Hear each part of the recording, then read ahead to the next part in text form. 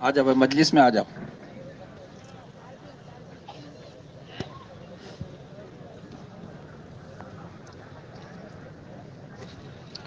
دیکھو بات تو مائک سے پہنچ جائے گی، لیکن جو اصل مقصود ہے وہ ہے نا مجلس ہے.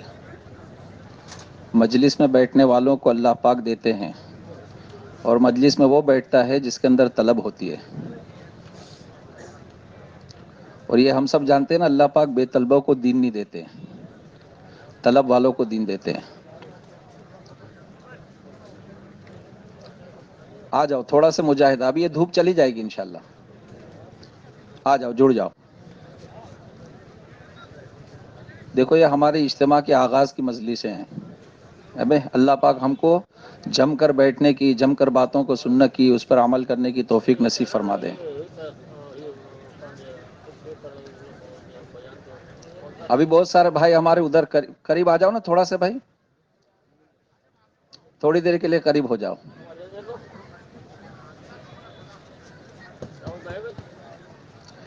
دین کی باتوں کو کہنا اور دین کی باتوں کو سننا یہ ایک عمل ہے نا بھائی. اور عمل کے متعلق لکھا ہے کہ عمل عمل کے طریقے پر ہوتا ہے تو اس پہ جو اجر ہے وہ ملتا ہے. ابے نماز پڑھنا ایک عمل ہے، اس کا ایک طریقہ ہے، اس کے مطابق ہوگی تو اس پہ جو اجر ہے وہ ملے گا. اور آگے لکھا ہے کہ عمل عمل کے طریقے پر نہیں ہوتا ہے تو اس کے اوپر جو اجر ہے وہ نہیں ملتا. اس لیے مجلس میں بیٹھنا، باتوں کو کہنا، باتوں کو سننا یہ عمل ہے. اللہ پاک ہم سب کو عمل کرنے والا بنا دے.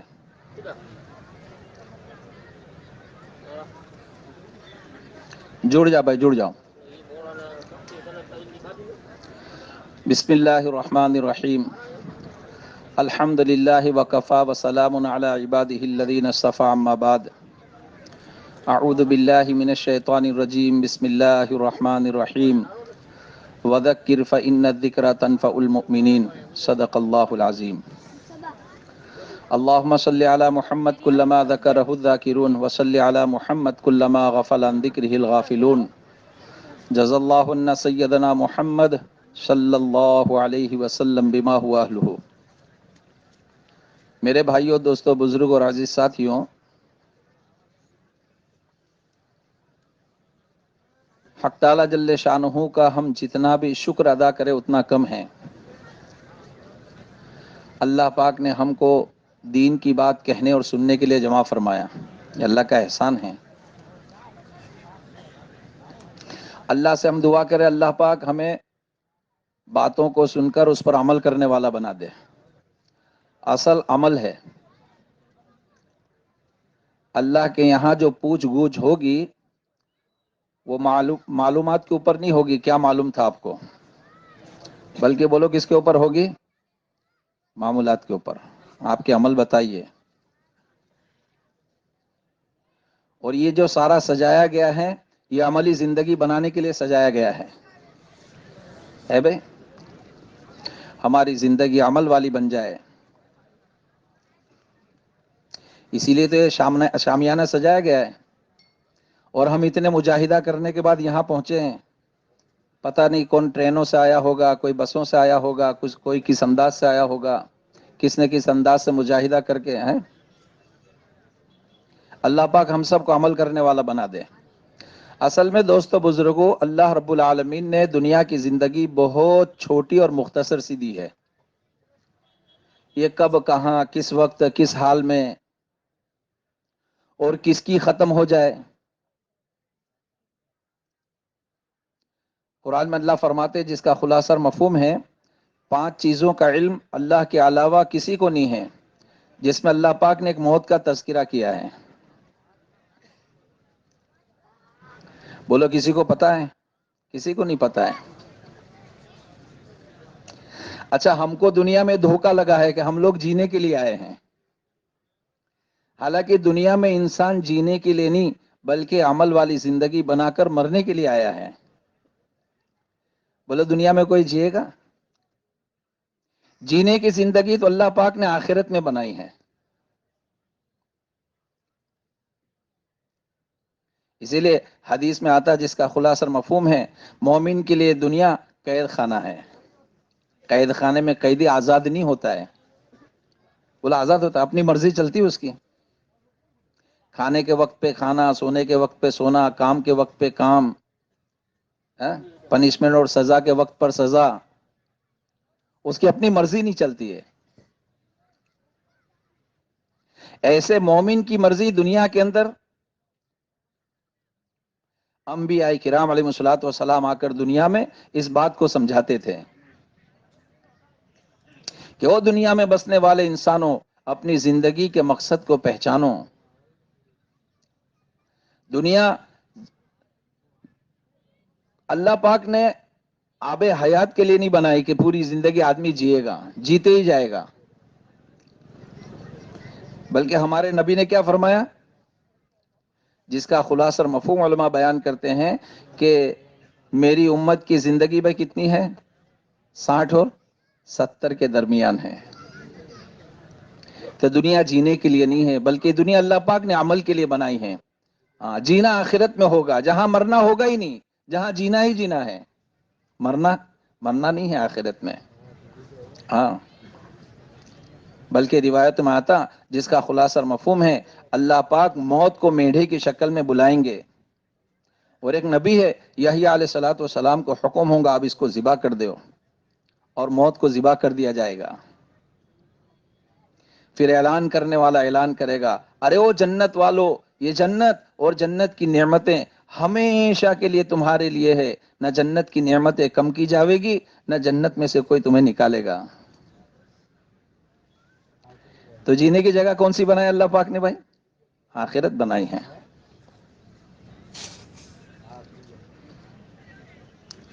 اللہ معاف کرے، اللہ معاف کرے. دنیا میں منمانی زندگی گزار کے جانے والے کے لیے بھی اعلان ہوگا، ارے وہ بدبختو، بد نصیبو، یہ جہنم اور جہنم کا عذاب ہمیشہ کے لیے تمہارے لیے ہے، نہ عذاب کم کیا جاوے گا، نہ جہنم میں سے کوئی نکالے گا. اللہ ہم سب کی حفاظت فرمائے. اس لیے جینے کی جگہ کیا بنائی بھائی اللہ نے؟ آخرت بنائی ہے. دنیا عمل کی جگہ ہے.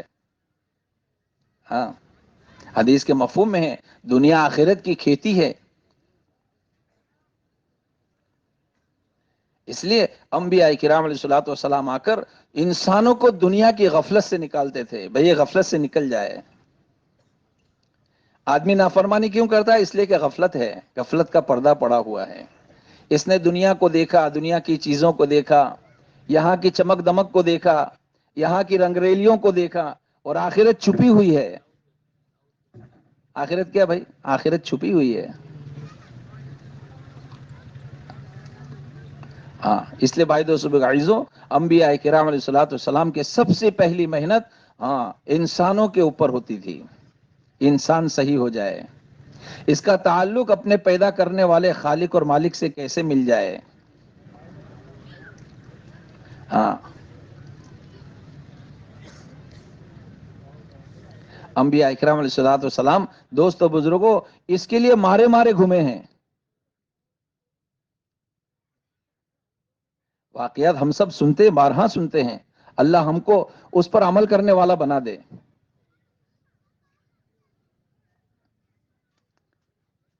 اس لیے بھائی دوست بغائزو، ہماری جو سب سے پہلی محنت ہے وہ دلوں کے یقین کو صحیح کرنے کی محنت ہے. میرے دلوں کا یقین صحیح ہو جائے. اسباب، چیزیں، روپیہ، پیسہ، مال، دولت، عہدے، کرسیاں، یہ ساری چیزیں نظر آنے والی ہے، یہ مخلوق ہے. بولو کیا ہے؟ مخلوق ہے. اور مخلوق کو نفع پہنچا سکتی ہے بھائی. بلکہ ہم سب تو ایمان والے، ہم سب کا یقین ہے پانی پیاس نہیں بجھاتا جب تک اللہ کا حکم نہ ہو. کھانا بھوک نہیں مٹاتا جب تک اس میں اللہ کا حکم نہ ہو. ہاں، دوائی شفا نہیں دے سکتی جب تک اللہ کا حکم نہ ہو. انبیاء اکرام علیہ الصلوۃ والسلام کے اللہ پاک تربیت فرما رہے ہیں. بیماری آئی تو اللہ کی طرف رجوع کیا، اللہ نے فلاں درخت دکھایا، صاحب اس کے پاس جائیے، اس کے پتے کو چبائیے، شفا مل گئی. پھر عرصہ گزرا، بیماری آئی تو اب اسباب نظر آنے لگے، تو کیا ہوا؟ ہاں، اللہ کی طرف سے وہی آ رہی ہے کہ بھائی اس کے اندر شفا نہیں ہے، شفا ہمارے حکم میں ہے. تو اسبابوں کا دوستو بزرگ عزیزو ہماری نگاہ کے اندر ہیچ اور بے بس ہونا، ہیچ اور بے بس ہے.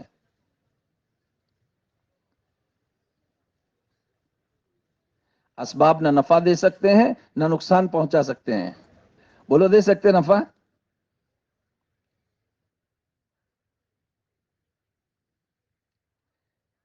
پانی پینے سے پیاس مٹتی ہے، لیکن آدمی ضرورت سے زیادہ پی لے تو؟ کھانا کھانے سے بھوک مٹتی ہے، ضرورت سے زیادہ کھا لے تو؟ بھائی دوائی اللہ نے اسباب کے طور پر بنائی ہے کہ فلاں چیز فلاں دوا کے لیے ہے. بھائی شوگر کی یہ ٹیبلٹ ہے، اتنی ایم جی آپ کو لینی ہے. یہ سوئی ہے، آپ کو اتنا آپ کو وہ لینا ہے. یونٹ کیا بولتے ہیں؟ یونٹ. اور زیادہ لے لیا تو ہے بھائی. جسم میں شوگر کم ہو تو مصیبت، زیادہ ہو تو مصیبت، پریشر بڑھ جائے تو مصیبت، کم ہو جائے تو مصیبت. غرض یہ جسم بھی ہم کو بتاتا ہے کہ میں بھی اللہ کے حکم کا محتاج ہوں. میرا رب کہے گا آنکھیں کہتی تو میں دیکھوں گی، اللہ کا حکم نہیں ہوگا دیکھنے والی آنکھیں. آدمی صحیح سالم رات کو تندرست سویا ہے، صبح اللہ پاک اس کو نابینا کر سکتے ہیں. وہ ہوتا نہیں ہوتا ہے؟ ایک آدمی صحیح سالم رات کو سویا ہے، صبح اس کو لکوا ہو گیا، فالج مار دیا، پیرالس ہو گیا. سب کیا ہوا؟ اللہ کا حکم اس کے اوپر چلا ہے. ہر چیز کے اوپر کس کا حکم ہے بھائی؟ اللہ کے حکم. اس لیے قرآن میں اللہ فرماتے جس کا خلاصہ مفہوم ہے، او انسان میری چیزیں تو استعمال کرتا ہے. بولو ہوا کس کی پیدا کی ہوئی ہے؟ ہوا میں فساد کون لاتا ہے؟ اور اس میں شفا کون لاتا ہے؟ ابھی تھوڑا فساد ہوا میں 2-4 سال پہلے اللہ پاک نے لا دیا، لاشوں کے ڈھیر لگا دیے. لگائے نہیں لگائے؟ اچھا گھر میں 10 آدمی تھے، 10 کے 10 بیمار نہیں ہوئے، اس میں سے کتنے بیمار ہوئے؟ ہماری زبان میں کہتے تھے کورونا ہو گیا، ایسے بولتے تھے. اچھا ہوتا تو سب کو ہونا چاہیے تھا، نہیں ہونا چاہیے تھا؟ تو گھر میں سے 10 کے 10 ممبر میں سے کس کو ہوا؟ صرف ایک کو ہوا. ہوا اللہ کے حکم سے چلتی ہے، اس میں شفا اللہ کے حکم سے چلتی ہے، اس میں بیماری اور فساد اللہ کے حکم سے آتا ہے. اللہ ہوا کو زیادہ کر دے، بڑی بڑی عمارتیں اللہ پاک اس کو کاغذ کی طرح اڑا دے، کوئی پوچھنے والا نہیں اللہ کی طاقت کے سامنے. قرآن میں اسی قوموں کا ذکر اللہ پاک نے کیا ہے کہ ان کے یعنی طاقتور قومیں ایسے ہوا کے عذاب کے ذریعے سے اللہ نے ایسی بڑی بڑی طاقتور قوموں کو ہلاک کیا ہے.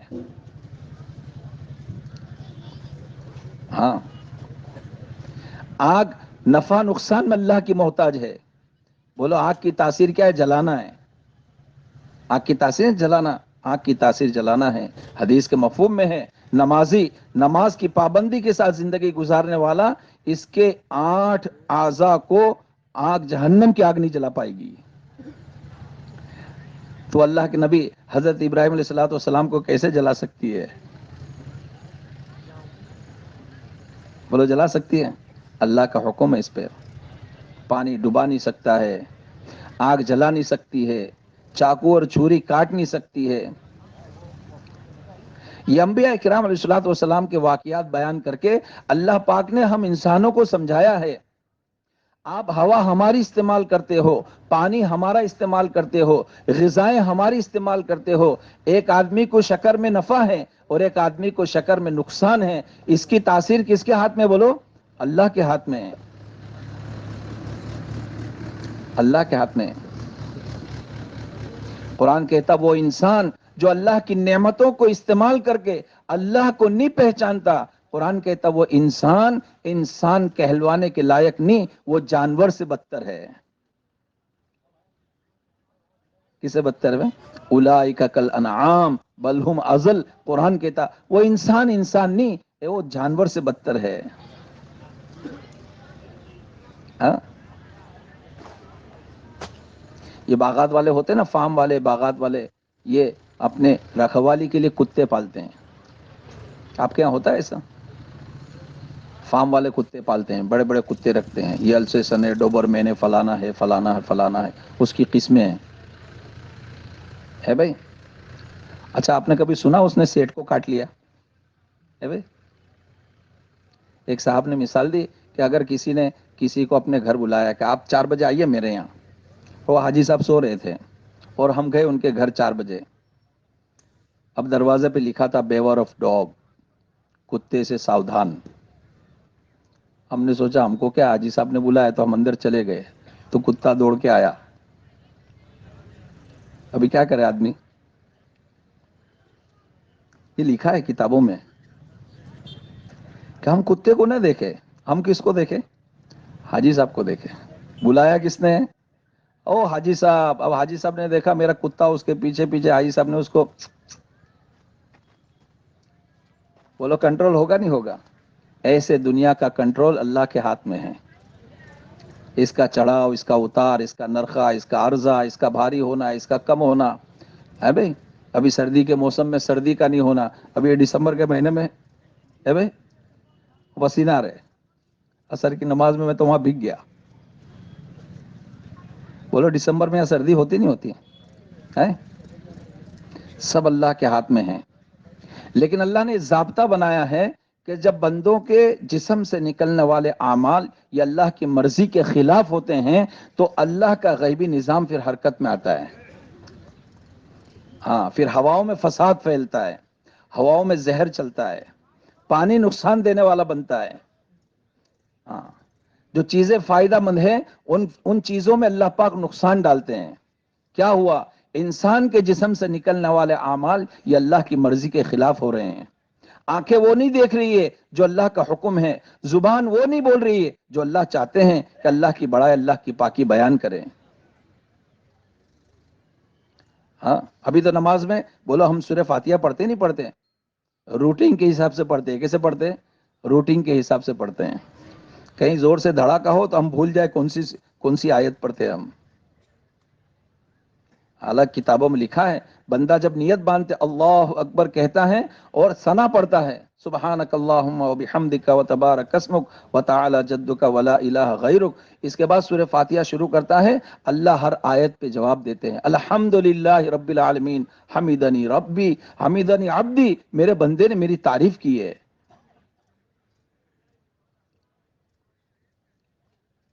دوستو بزرگوں، انبیاء کرام علیہ الصلوۃ والسلام کی محنت اس بات کی ہوتی تھی کہ وہ آ کر انسانوں کا تعلق اللہ سے جوڑتے تھے۔ او انسان، تم کس کے لیے پیدا کیے گئے ہو؟ ہماری پیدائش کس کے لیے بھائی؟ اللہ کی عبادت کے لیے ہے، اللہ کی اطاعت کے لیے ہے، فرما برداری کے لیے ہے، اللہ کے حکموں پہ چلنے کے لیے ہے۔ قرآن کہہ رہا ہے انسان اور جنات کو تو اللہ نے محض اپنی عبادت کے لیے پیدا، اور کوئی مقصد نہیں ہے دنیا میں آنے کا، دنیا میں آنے کا کوئی مقصد نہیں ہے۔ ہاں، ہمارے نبی حضرت محمد رسول اللہ صلی اللہ علیہ وسلم نے بھی صحابہ کرام کی جماعت کے اوپر اس بات کی محنت کی، اسباب سے، چیزوں سے اور شکلوں سے، صورتوں سے، نظر آنے والوں سے، اپنی محنتوں سے، اپنے کرنے سے، ہر چیز سے نکالا۔ صاحب آپ اس سے نکلیے، دکان مظہر ہے، خالق نہیں ہے۔ گائے، بیل، بھینس یہ مظہر ہے، خالق نہیں ہے۔ ہاں، دودھ کے وقت پہ دودھ یہ اللہ کے خزانے سے آتا ہے، بھینس کے تھنوں میں دودھ براہ راست اللہ اپنے خزانے سے ڈالتے ہیں، اندر فیکٹری ہے جو بنتا ہے دودھ، ارے بولو اندر فیکٹری بنتا ہے۔ ایسے دکان میری مظہر خالق نہیں ہے، اس کے اندر نفع اللہ ڈالتے ہیں۔ اللہ کا حکم ہے دکان بناؤ، مال سجاؤ، اپنے بس کی محنت کرو، مقدر کی روزی کا دینا، گراہک کے لانا یہ اللہ کے ذمے ہے۔ کس کے ذمے ہے بھائی؟ اللہ کے ذمے ہے۔ ہاں، اب دوستو بزرگ عزیزو، انبیاء اکرام صلی اللہ والسلام کے بعد ہمارے نبی تاجدار مدینہ فخر دو عالم صلی اللہ علیہ وسلم کے زمانے سے جو یہ محنت چلی ہے یہ دلوں کے یقین کو صحیح کرنے کی محنت ہے۔ ہمارا یقین پورا کا پورا اللہ کی ذات کے اوپر آ جائے۔ کس کے اوپر آ جائے؟ اللہ کی ذات کے اوپر۔ ہاں، ابھی تو ٹھوکر لگے تو کون یاد آتا ہے بھائی؟ وہ سردی ہو گئی نا، ٹھنڈا پانی پی لیا تھا میں نے. بولو زبان کے بول کیسے ہے ہمارے؟ ہاں بھائی، زبان کے. ہاں، دودھ پینے سے مجھے یہ ہو جاتا ہے ہے. حالانکہ نفع نقصان کے مالک کون ہے؟ اب یہ اتنے سارے بت میرے دل کے اندر ہے. وہاں تو کعبہ کے اندر 360 رکھے ہوئے تھے، اس کی نفی کرائی رہی. ابھی اندر کون ہے؟ میری محنت سے، میرے کرنے سے، میری ہنر مندی سے، اور میری صلاحیت سے، میری ڈگری سے، میری دکان سے، میرے کھیت سے، اور پتہ نہیں کس سے سب. اب یہ اتنے سارے بت لے کر میں اللہ کے سامنے کھڑا ہوں، اللہ اکبر، نماز پڑھ رہا ہوں، اور دل میں کتنے بت ہیں؟ اللہ کے سامنے سجدے میں سر جھکا رہا ہوں، سبحان ربی العالی. یہ زبان کے بول رہے ہیں، لیکن اندر کس کا یقین ہے؟ جو محنت، یہ جو شامیانہ سجایا گیا ہے نا دوستو بزرگوں، یہ اس کی محنت ہے. اندر سے باطل نکلے ہمارے، غیر اللہ نکل جائے، اللہ کا یقین آئے. چھوٹا ہو، بڑا ہو، دیہات کا ہو، شہر کا ہو، اجمی ہو، عربی ہو، کیسا بھی ہو، ان پڑھ کیوں نہ ہو، پڑھا لکھا کیوں نہ ہو، ہر ایک کی ضرورت ہے اللہ کا یقین 100% دلوں میں لانا. یہ ہر ایک کی ضرورت ہے. اس لیے کہ مرنے کے بعد سب کہاں جائیں گے؟ وہ بولو نا بھائی. قبرستان کے حوالے کر دیے جائیں گے، نہیں کر دیے جائیں گے، اور سب وہ ڈال کے آ جائے گے. اور پھر کون آئے گا؟ ہاں بھائی بولو، کون آئے گا؟ ارے بولو، بیان یہ مذاکرہ ہے اپنا. کون آئے گا؟ اور کیا پہلا سوال کریں گے؟ ہاں بھائی زور سے بولو نا. تیرا رب کون ہے؟ اب دل میں کیا کیا بسا ہوا تھا؟ اے بھائی دل میں کیا کیا لے کر گیا ہے یہ؟ میری دکان، میرا مکان، میرا کھیت، میرے ناریل کے باغات، اور میرا فلاں، میرا فلاں، میرا فلاں، میرے عہدے، میرے کرسیاں ہیں. اب اتنے سارے بدھ لے کر گیا ہے، اور زبان کو اللہ پاک تالا لگا دیں گے. زبان نہیں بولے گی، اندر کا یقین بولے گا. تو اندر کیا ہے؟ دیکھو، اس لیے کتابوں میں لکھا ہے کہ قبر کا جو سوال ہے نا، اس میں اللہ نے یہ نہیں پوچھا ہے کہ تیرا اللہ کون ہے، تیرا خدا کون ہے. کیا پوچھا ہے؟ تیرا رب، پالنے والا کون ہے. پالنے والا اللہ ہم سب کو صحیح سمجھ نصیب فرما دے. دوستو بزرگو، یہ محنت ہے نا، اسی لیے محنت ہو رہی ہے کہ ہم اللہ کو رب مانیں. اللہ میرا رب ہے، میری ضرورتوں کو پورا کرنے والا اللہ ہے. میں جو کھانا کھاتا ہوں، اس کو ہضم تک پہنچانے والا کون ہے؟ بولو، اللہ ہے. ہم ایک ملک کے سفر میں تھے، ہمارے ساتھ ایک ماسٹر صاحب تھے. ان کا رات کو پیشاب بند ہو گیا. کیا بند ہو گیا؟ پیشاب. اب پرایا ملک، پریشان، رات کو 2 بجے سے مچھلی کی طرح تڑپ رہا ہے وہ آدمی، مچھلی کی طرح دیوار پہ سر مار رہا زور زور سے. ارے ماسٹر صاحب، سر پھوٹ جائے گا. بھائی کیا کروں، مجھے پیشاب نہیں ہو رہی ہے. 3-4 گھنٹے کے بعد وہاں کے لوگ آئے اور ان کو اسپتال میں لے گیا. نلی لگائی، نلی لگانے کے بعد پیشاب ہوا. بولو، میری آنکھیں غلط دیکھ رہی ہے، زبان غلط بول رہی ہے، کان غلط سن رہے ہیں، پیر اللہ کی نافرمانی میں چل رہے ہیں، میرے جسم سے نکلنے والے اعمال یہ اللہ کے غضب کو دعوت دے رہے ہیں. اس کے باوجود بھی اس مالک نے کبھی میرا پیشاب کا قطرہ نہیں روکا ہے. بولو، روکا ہے؟ زبان چک چک چک چک بولتی ہے. کبھی زبان میں لڑکھڑاہٹ نہیں اللہ پاک نے لائی کہ تو اتنا بڑا نافرمان، تو نے حرام کا لقمہ کھایا ہے، آج کے بعد تیری زبان نہیں بولے گی، تو گونگا ہو جائے گا. بولو، اس مالک کا کرم ہے، اس نے کبھی ہم کو گونگا نہیں کیا ہے. انبیاء کرام علیہ الصلوۃ والسلام کی محنت اس مالک کو پہچاننے کی ہوتی تھی کہ انسان دنیا میں رہ کر اس رب کو، اس مالک کو پہچان کر زندگی گزارے. اللہ کو پہچان کر زندگی گزارنا یہ اصل ہے. اس لیے قبر کا کیا سوال ہوگا بھائی؟ رب کس کو مان کر آئے ہو یہ بتائیے. آپ کی دکان رب تھی، آپ کو پالنے والی آپ کی بھینس فیکٹری کارخانے تھے، یا آپ کو پالنے والا براہ راست آپ کا رب تھا؟ کون تھا؟ رب تھا. ارے سوچو تو صحیح دوستو بزرگ عزیزوں، ہم تو کھانا کھانے میں اللہ کے محتاج ہے، وہ نہ کھلانے پاوے بولو کوئی کھلا سکتا ہے؟ وہ بھوکا مارنے پاوے کوئی کھلا نہیں سکتا، وہ کھلانے پاوے کوئی بھوکا مار نہیں سکتا ہے۔ ایک صاحب کی مٹھائی کی 10 دکانیں ہیں، مٹھائی بنانے کے لیے شکر کے بڑے بڑے گوڈاؤن بنا کر رکھا ہے جس میں شکر بھر کے رکھی ہے، ہر مانگنے والے کو کھوبا بھر بھر کر مٹھائی دیتا ہے، لوگ کھاؤ، میری مٹھائی کی فیکٹریاں ہیں اور دکانیں ہیں، لیکن اللہ نے زندگی میں ایسی بیماری ڈالی ہے چائے میں بھی شکر نصیب نہیں ہوتی ہے۔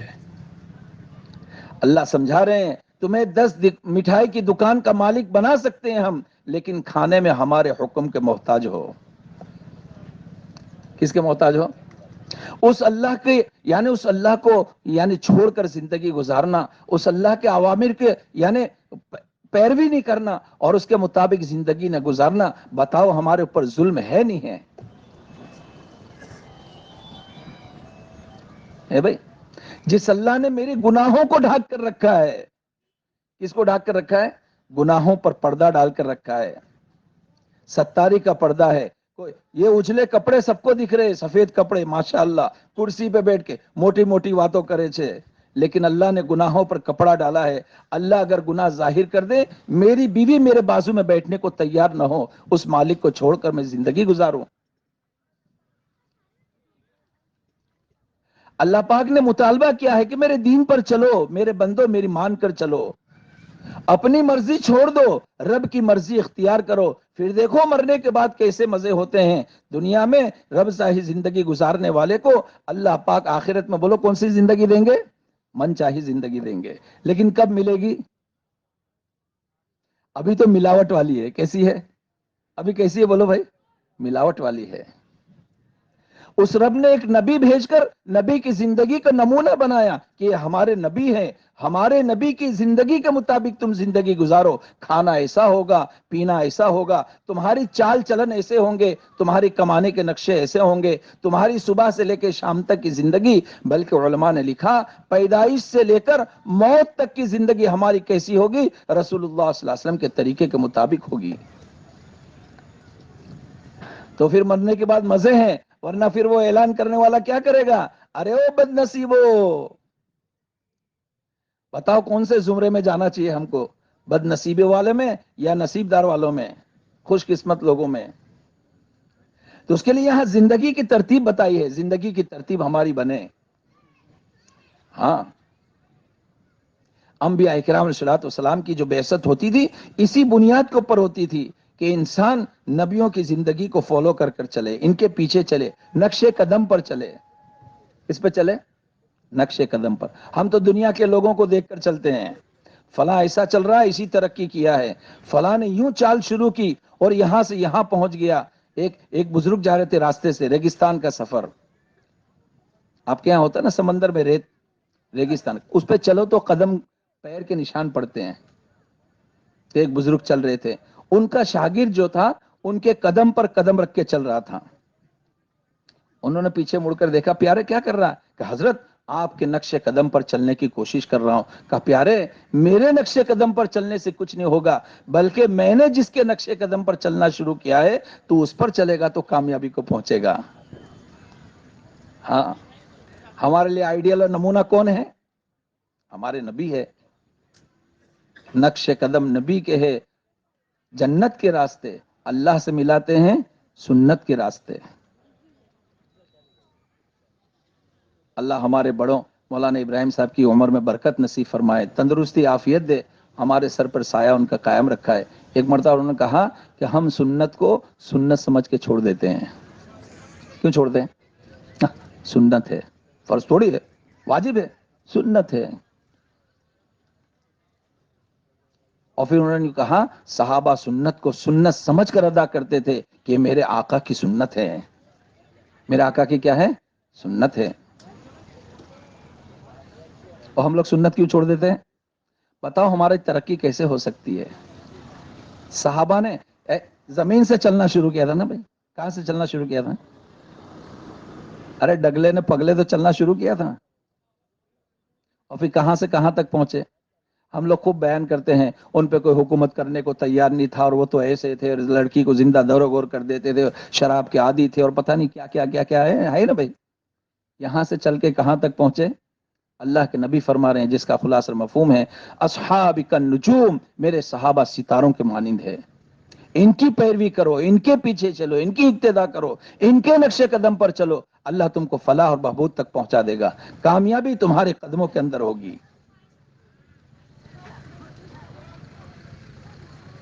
ہمیں سب کا طریقہ پسند ہے اور ہمارے نبی کا طریقہ نہیں پسند ہے.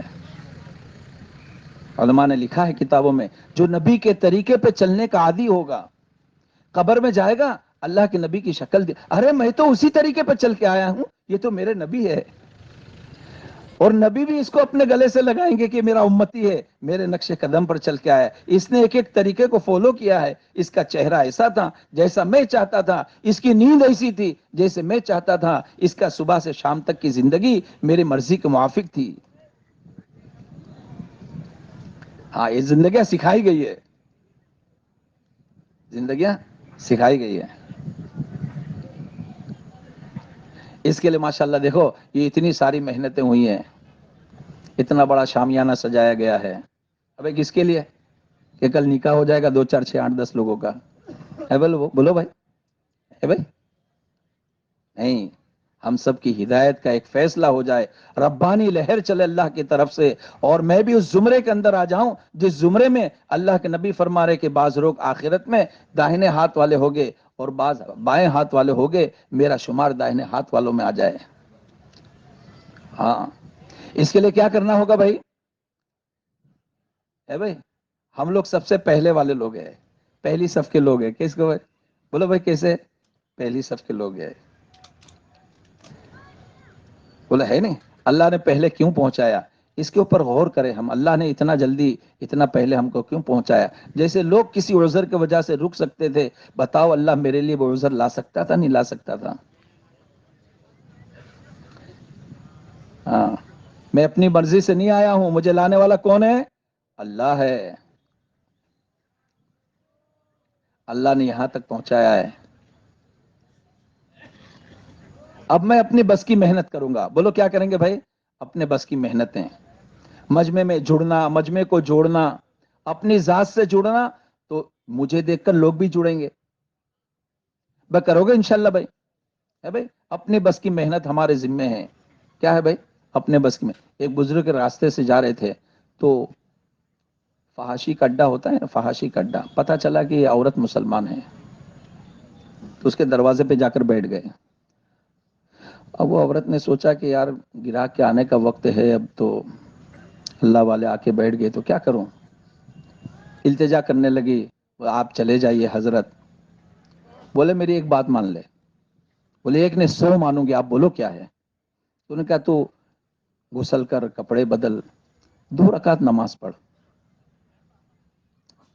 عورت کو تو جلدی لگی تھی، اس لیے کہ اس کا تو وقت ضائع ہو رہا تھا. اس نے جلدی جلدی غسل کیا، اچھے کپڑے پہنے، نماز کی نیت باندھی، سجدے میں گئی. یہاں بزرگ نے ہاتھ اٹھایا، مالک میرے بس کی محنت تھی تیرے سامنے جھکانا، میں نے اس کو جھکایا ہے، آگے کا مسئلہ تیرے ہاتھ میں ہے، لکھا ہے کتابوں میں. اس نے سر اٹھایا، اللہ نے ولی بنایا اس کو. ایسے ہم آئے نہیں، بلائے گئے ہیں، ہم لائے گئے اللہ کی طرف سے، ایک نظام چلایا ہمارے لیے. ورنہ جیسے اوروں کو حالات نے روکا، ہمارے اوپر بھی حالات آ کر ہم بھی گھنٹہ 2 گھنٹہ 4 گھنٹہ 6 گھنٹہ کل صبح آج سمجھ رہے نہیں سمجھ رہے ہو؟ ہاں ایک ربانی لہر چلے گی. ہاں اس میں اپنے آپ کو پیش رکھنا بھائی، رکھو گے انشاءاللہ بھائی، پیش آگے آگے رکھنا. ہاں تقاضوں کو پورا کرنا. صحابہ تقاضے کو پورا کرتے تھے، ہم لوگ تقاضے سے کیا کرتے؟ ارے بولو. ہاں بھائی حیات الصحابہ میں ایک واقعہ لکھا ہے، سعد ابن وقاص رضی اللہ تعالیٰ عنہ بدر کے میدان میں دیکھ رہے ہیں کہ ایک نوجوان بچہ اونٹوں کی ٹانگوں میں چھپ رہا ہے. پکڑ کے نکالا، دیکھا میرا بھائی عمر ہے. کہا عمر کیا کر رہے ہو؟ کہ بھائی تجھے پتا نہیں ہے اللہ کے نبی نے جنگ میں جانے سے منع کیا ہے، اور میں چاہتا ہوں میں اس میں جا کر شہادت کا جام پی لوں. آج یہ جذبات فنا ہو گئے. ارے تو تشکیل والے کو دیکھ کے کیا ہوتا؟ 50 واقعات دل میں آ جاتے ہیں، کیا بولوں کیا بولوں کیا بولوں کیا بولوں کیا بولوں، ہے بھائی. اور جب اس کی نیت ایسی رہتی ہے تو اللہ پاک بھی اس کے اوپر حالات لاتے ہیں. تیری نیت ہی ایسی ہے تو لے حالات. اس لیے کہ اللہ کا ضابطہ ہے، جیسا گمان بندے کا ویسا اللہ کا فیصلہ. وہ دو چھوٹے بچے، ایک کو جنگ میں جانے کو، ایک کو کہا آپ جا سکتے ہیں جماعت میں، ایک کو کہا آپ واپس جائیے آپ چھوٹے ہیں. تو چھوٹے والے نے ترکیب لگائی اور اپنے چچا کی سفارش لے کر پہنچا اور یوں کہا اللہ کے نبی میرا کنواں مضبوط ہے، آپ مجھ سے اس کی کشتی لڑائیے، میں اس کو پچھاڑ دوں گا. بولو ہم سب جانتے نا کیوں وہ بول رہے تھے، تو کیا اللہ کے نبی نہیں جانتے تھے؟ ان کے جذبات کو اللہ کے نبی صلی اللہ علیہ وسلم بیٹھ کر دیکھ رہے ہیں اور اجازت دی چلو کشتی لڑو. تو وہ جس کو جانے کی، واپس جانے کی، گھر جانے کی اجازت ہوئی، وہ جانے والے سے کہہ رہا بھائی تیرا تو بیڑا پار ہے، میرے لیے بھی اگر کچھ ہو جائے تو میں بھی شہادت کا جام پی سکتا ہوں، لہٰذا میرے پچھاڑنے سے تو گر جانا، اللہ کے نبی مجھے جانے کی بھی اجازت دے دیں گے. آج یہ جذبات فنا ہو گئے. آج جب تشکیل کا موقع آیا تو ہم لوگ بے شک نیچے دیکھنا چاہیے. ہم اور اللہ کے علاوہ کوئی نہ ہو، میں ہوں میرا رب ہوں، نہ میرے بیوی بچے کارخانہ دکان مکان کھیت کلیان کوئی نہیں، میں اور میرا رب ہو. پھر دیکھو اللہ کیسے فیصلے کرتا ہے. ہاں اللہ کے اللہ تو چاہتے ہیں میرے بندے میرے راستے میں چل کر دیکھ، تیرے لیے راہیں نہ کھول دوں تو کہنا. اقوال زری ہوتی نا، اقوال زری کیا بولتے وہ، انمول، ہاں انمول موتی. اللہ فرماتے میرے بندے میرے راستے میں بک کر تو دیکھ، تجھے انمول نہ کر دوں تو کہنا. تیرا کوئی مول نہیں لگا سکتا ہے. صحابہ کی کوئی قیمت لگا سکتا ہے؟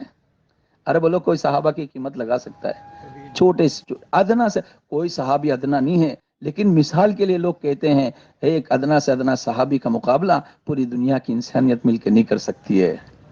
اللہ نے کہاں سے کہاں پہنچایا. اللہ کے نبی کی مجلس لگی ہے، بہت بڑے بڑے جلیل القدر صحابی بیٹھے ہوئے ہیں، اور مشرکین مکہ وہاں سے گزرے، انہوں نے دیکھا کہ بڑے بڑے لوگ چودھری قسم کے لوگ بیٹھے ہیں، اس میں بلال حبشی غلام بھی ہے. تو انہوں نے ایک شوشہ نکالا کہ چلو اس کو ذلیل کرنے کا بھی موقع لگا. تو اللہ کے نبی سے پوچھے یہ کون ہے؟ یہ ابو بکر ہے، اور ان کا حسب نسب گنا رہے ہیں، اور یہ عمر ابن خطاب ہے، فلاں فلاں اس سے ہے. سارے بڑے بڑے صحابہ کا القاب اللہ کے نبی ان کے یعنی خاندانوں کے ساتھ گنا رہے ہیں.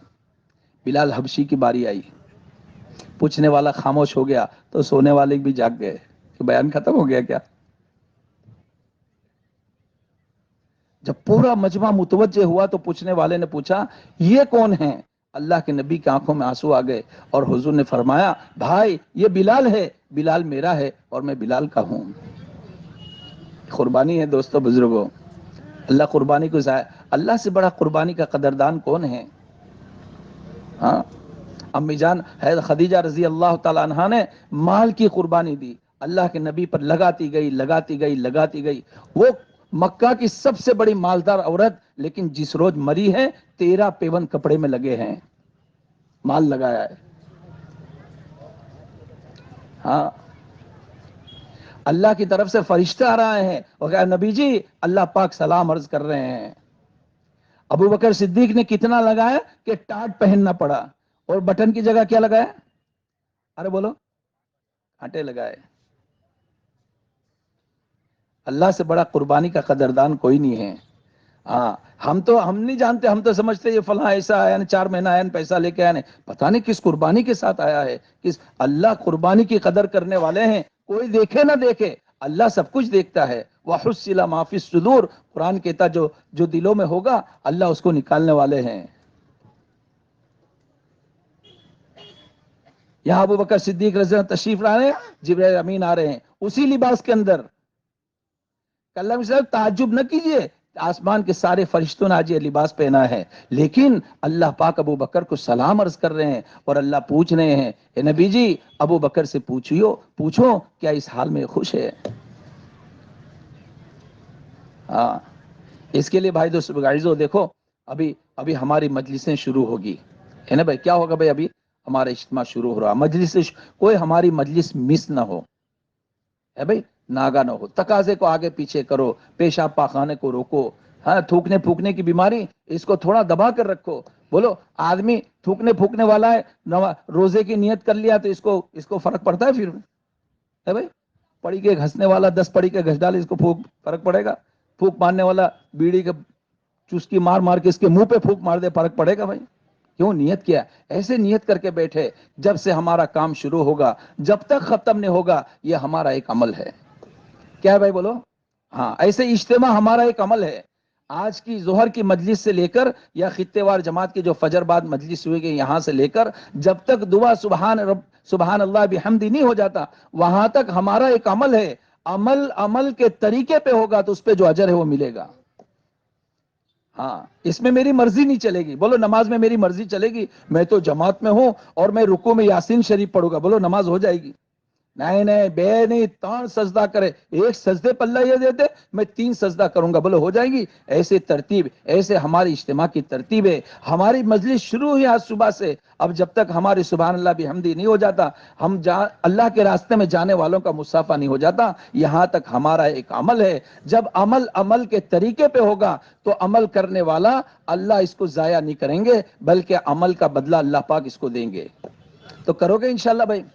ہے بھائی؟ اور وقت قیمتی ہے، اس کو بھائی اللہ کے ذکر کے ساتھ، فکر کے ساتھ، اللہ کی یاد کے ساتھ. دنیا میں سب سے بڑا المیہ یہ ہے، ہاں بندہ اللہ سے غافل ہے. کس سے غافل ہے بھائی؟ اللہ سے غافل ہے. یہ ذکر، تسبیح اور اللہ کی یاد دلانے کے لیے ہے. ایک سبحان اللہ پر اللہ کیا دیتے ہیں، ایک الحمدللہ پڑھنے پر اللہ کیا دیں گے، اللہ اکبر کی ندا کے اوپر اللہ میرے دل کو اللہ کی بڑائی عظمت سے بھر دیں گے. ہاں اس کے لیے تسبیحات کی پابندی ہو، حضور پر خوب درود و سلام ہو، اور دوستو بزرگوں اپنے گناہوں کو سامنے رکھ کر استغفار کی کثرت ہو. کرو گے بھائی انشاءاللہ بھائی؟ اللہ پاک ہم تمام کو کہنے سننے زیادہ عمل کرنے کی توفیق نصیب فرما دے. سبحان اللہ بحمدی، سبحانک اللہ.